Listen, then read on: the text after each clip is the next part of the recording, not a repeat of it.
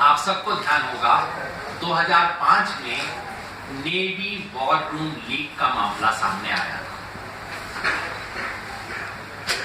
शक हुआ था कि उसमें कहीं ना कहीं सबमरीन की जो डील होने वाली थी उसका खेल था। अभिषेक वर्मा नामक एक व्यक्ति पकड़ा गया था। अगले ही साल स्कॉर्पियन वाली सबमरीन डील हो गई। 2005 में ही वो डील हो गई। बार बार ये कहा गया, सबकी तरफ से कहा गया कि इस डील में दलाली हुई है। उस टाइम बीजेपी ऑपोजिशन में थी। बीजेपी तब से अब तक कह रही है स्कॉर्पियन पनडुब्बी की जो डील थी इसमें बड़ी दलाली हुई, इसमें कमीशन लिया गया। इसलिए जब बीजेपी पावर में आती है सन 2014 में, तो आपकी एक नेचुरल सी उम्मीद होगी, एक एक्सपेक्टेशन होगी कि अच्छा बीजेपी पावर में आ गई तो और कुछ नहीं तो कम से कम अपनी राजनीतिक प्रतिद्वंद्विता में, अपने कंपटीशन में, अपनी राइवलरी के चक्कर में इस मामले को खोलेगी और इसकी सच्चाई देश के सामने लाने की कोशिश करेगी। मगर रियलिटी में क्या हुआ ये कि ये जो पीआईएल प्रशांत भूषण जी ने 2006 से डाली हुई थी ये कहने के लिए कि इस डील में दलाली हुई है, इसका उद्घाटन किया जाए, इसका रहस्योद्घाटन करके देश के सामने लाया जाए, इसकी जांच हो। वो मुकदमा जो दिल्ली हाईकोर्ट में चल रहा था उस मुकदमे को समाप्त करने का काम बीजेपी के पावर में आने के बाद हुआ। अब तक बीजेपी सरकार ने इस डील के जो बिल्कुल पब्लिकली नोन दलाल हैं उनके विरुद्ध कोई कार्रवाई नहीं की।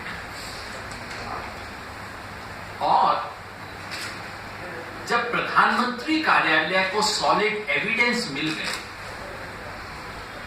कि वो जो व्यक्ति नेवी वॉर रूम लीक के आरोप में पकड़े गए थे, जो अरेस्ट हुए थे, जो बेल पे बाहर आए थे, अभिषेक वर्मा, वो आदमी उसके बाद भी आर्मी सीक्रेट्स उसके पास जाते रहे। 2011 तक उसके पास आर्मी के डिफेंस सीक्रेट्स जा रहे हैं। ये एविडेंस प्रधानमंत्री कार्यालय में पिछले 2 महीने से पड़ा हुआ है।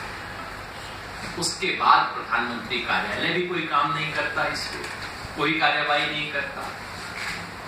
तो आप सोचते हैं कि मामला क्या है?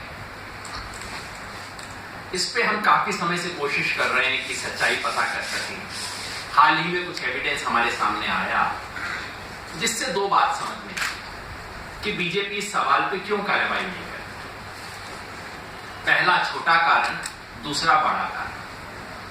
छोटा कारण तो ये कि पता लगा कि इस सारे कोयले की दलाली में इनके अपने लोग शामिल हैं। इनके अपने एक एमपी हैं जो उस वक्त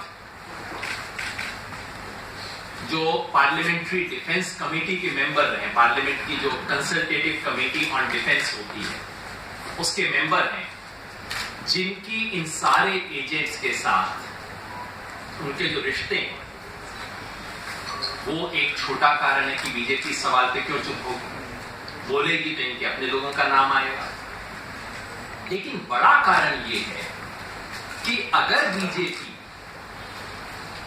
स्कॉर्पियन डील के दलालों का नाम सामने लाती है और उसमें दलालों पे एफआईआर करवाती है, उनके विरुद्ध केस को परस्यू करती है, तो उन्हें भारत के कानून का पालन करना पड़ेगा। और कानून कहता है कि डिफेंस, जो सरकार की नीति है कि डिफेंस डील में अगर मिडिलमैन को यूज किया तो आपकी कंपनी ब्लैक लिस्टेड हो जाएगी। जिसका मतलब है थेलिस नाम की जो कंपनी जिसने स्कॉर्पियन डील किया था वो ब्लैक लिस्ट हो जाएगी।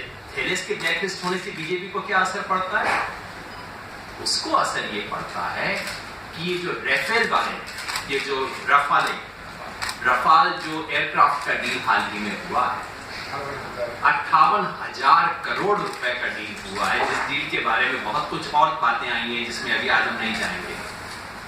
वो डील हमें बताया गया था कि एक ऐसी कंपनी से हुआ है जो थोड़ा नया नाम सुनने में लग रहा था, डसॉल्ट नामक एक कंपनी से हो रहा है। लेकिन जरा ध्यान से हमने देखा तो उस डील को साइन करने के लिए जो 2 लोग आए थे उसमें डसॉल्ट ही नहीं, उसमें ये जो कंपनी है फ्रांस की थैलिस कंपनी, इसके सीईओ भी उसको साइन करने आए। अगर थैलिस के ऊपर प्रतिबंध लग जाता तो